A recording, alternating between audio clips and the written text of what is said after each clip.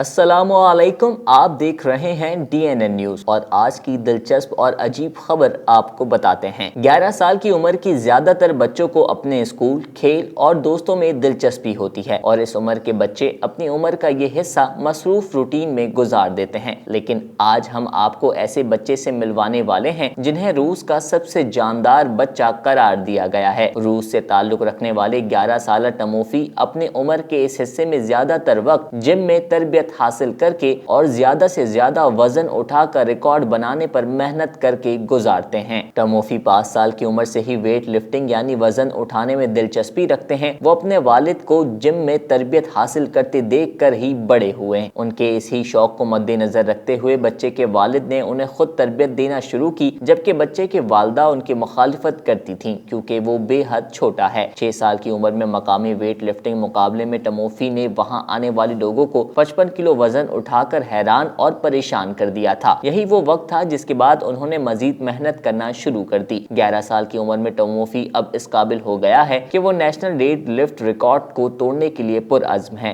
जिसमें वो 105 किलोग्राम वजन उठाकर रिकॉर्ड कायम करेगा। गुज़िश्ता साल एशियन कप में टमोफी ने 100 किलोग्राम वजन उठाकर सबको हैरान कर दिया था, क्योंकि इतनी कम उम्र में इतना वजन उठाना एक आम बात नहीं है। इसी तरह की मजीद दिलचस्प और अजीब खबरों के लिए देखते रहें DNN न्यूज और DNN न्यूज को लाइक्स और सब्सक्राइब करना ना भूलिएगा। DNN news, Anjar Ahmad.